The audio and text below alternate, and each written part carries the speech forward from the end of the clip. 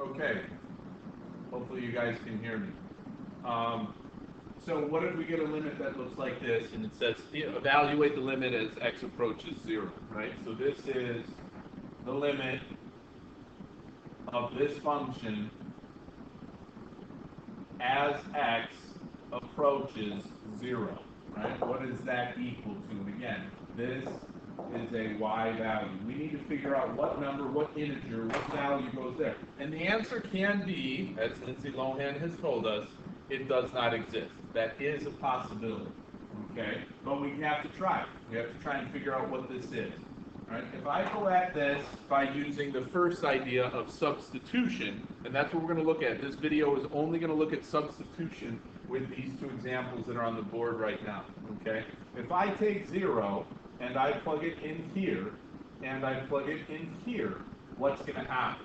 And in the back of your mind, you've got to be repeating this to yourself. Does that sound familiar when you're saying that to yourself? It should, because that was a question that we had to ask ourselves when we were looking at domain, right? There were just certain things that couldn't happen in function.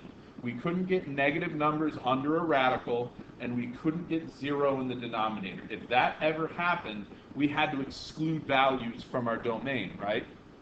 Same thing applies here, okay? I can't get a negative number in here, and I can't get a negative number under this radical, and I can't have 0 be the output of the denominator. Okay, so let's look. Let's see what happens. If I do put 0 here and here, I get 0 over 0 plus 1 minus 1. On top, we get 0. That's okay. But on the bottom, we get the square root of 1 minus 1. What's the square root of 1? Square root of 1 is 1, and 1 minus 1 is 0. We get this. Okay? Now, this is going to come up again in about a week. Right now, when you see 0 over 0, that actually has some significance to it. We won't talk about it now, but we will later. What matters right now is this thing down here. That's not okay. So when I tried to substitute 0 into the function, when I tried to substitute 0 into the function, I didn't get an output, right? If you type that into your calculator, this would tell you that the value of, listen to my words now, the value of the function at 0 is undefined.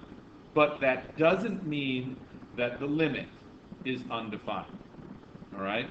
There's going to be a separate video that's attached to this that's going to explain exactly what I'm saying. But for right now, we don't know what the value of this limit is. We just know that we're not going to get it by doing this. We've got to go to one of these alternative methods. We've got to graph it, or we've got to look at the table. I'm going to do that on the calculator software on a different video. The same thing would apply down here with this example. If you put a 1 here, what's going to happen? You're going to get 1 minus 1 in the denominator, and the denominator is going to be 0. It doesn't even matter what's up here. It doesn't matter right now what's up there. What matters is you're getting a 0 down here, and that's not okay. So again, listen to the words. The value of the function is undefined, but the limit may still have a value. Watch the second video that goes along with this to go into this a little bit deeper.